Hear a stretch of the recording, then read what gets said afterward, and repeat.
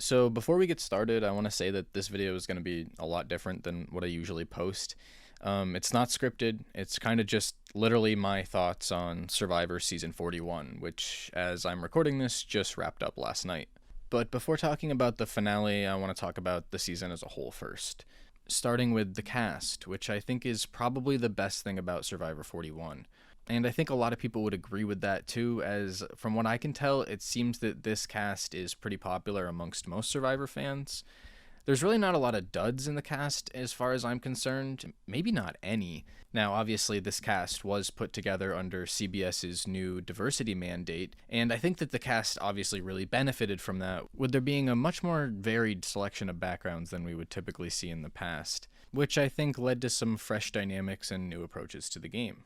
There's a lot of people from Survivor 41's cast that I could definitely see coming back for a future season, especially if that future season were to be like a second chance type deal. Then I think there's a lot of people here that really fit that casting specifically. Looking at the cast now, I think that everybody except like maybe the first three Boots and Heather could be a candidate to return for a future season. And I would say that alone speaks volumes about how good this cast was. Unfortunately, this great cast wasn't done any favors by production. So there was the accelerated format this season, which dropped the number of days played from 39 to 26, effectively cutting the game down by 1/3, and I think that that is nothing but a sheer negative for the show. Not only does it really mess with the pacing of the TV product, in my opinion, but I think it also is, like I said, a huge disservice if you're going to go out and get a cast this good to give them such a squeezed, condensed experience. I know the idea behind it was that it could lead to some interesting decision making, like they wanted people to be more aggressive, and obviously there's the real life implications with COVID to take into account, but for the best experience, and especially with casts this good, not only for the people who are playing, but for the people who are watching, I really think that 39 days is what the show needs to go back to.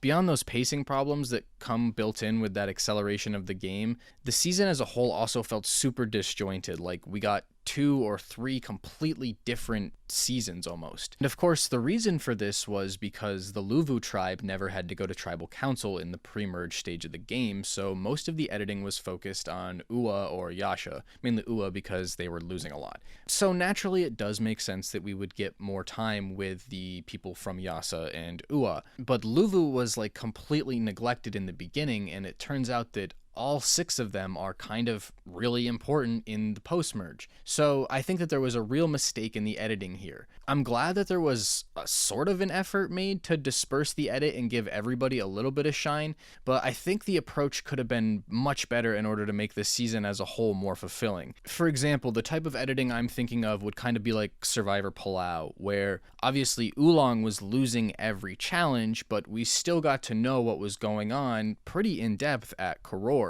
And so when the post-merge of that season was completely dominated by Koror, we didn't feel like, okay, we're starting a whole new chapter, a whole new version of this season after the post-merge, which is kind of what this feels like.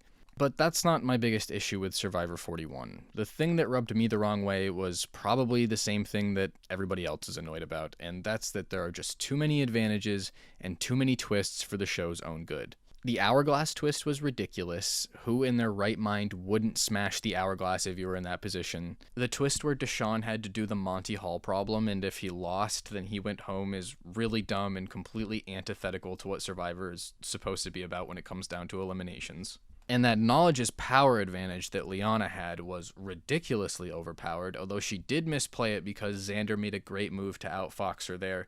Got to give credit to Evvie and Tiffany on that one too. But that advantage is not one I want to see come back, that's for sure. And everything that had to do with risking your vote with the wheel on the journey and stuff, while I thought that could have been okay if it was only used once, like maybe in the premiere or something, the fact that it was being used so often and just like that's what the show was for the first few episodes is really emblematic of the producers' inability to restrain themselves. Less is more when it comes to the advantages. I mean, a lot of that is that just modern Survivor is all about the big moment and advantage plays and stuff, and I've become resigned to that. That's fine.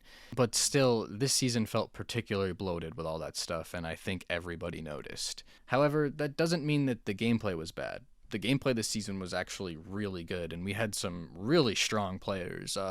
Ricard, Shan, Tiffany, Xander, Evvie, Liana, Nasir, Deshaun, Danny, Sydney even. These are all pretty good players. And I think that overall the bar for what is considered like top tier Survivor players is going to be raised a lot, because most of the cast at this point seems to be pretty savvy when it comes to the game. One person I didn't mention in that list just now was last night's winner, which is Erika. And to be honest, I actually am really happy that Erika turned out to be the winner of Survivor Season 41. And I'm kind of up in the air as to how they edited her, because let's face it, she was completely invisible for a third or more of the season, but she obviously came on strong in the edit, and from what we saw, it appears that she's actually a very, very capable Survivor player, especially when it comes to making particularly strong social bonds, which is what she talked up in the finale, and I really liked that, actually. I think that people get a little too caught up in the numbers and the, advantage plays and advantage finds or challenge wins, and sometimes they forget that at its core, Survivor is about social relationships, and that doesn't have to mean relationships with every single player in the game. I really liked that she brought that up in particular.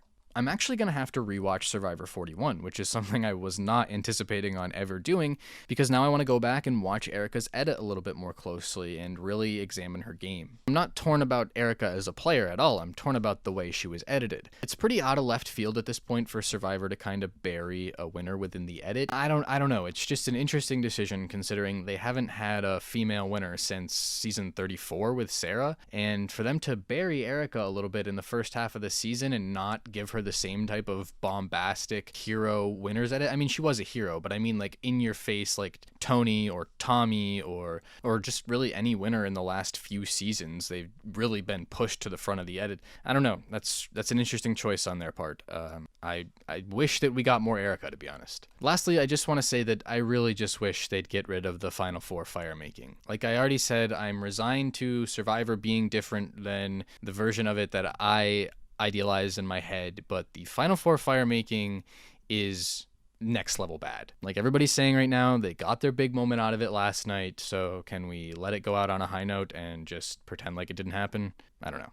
So yeah, pretty quick and less formal peeled eyes here, just kind of my thoughts on Survivor 41, and I'd also like to give an update for anybody who's still here on part 2 of my old school Survivor is the Peak of Reality TV series.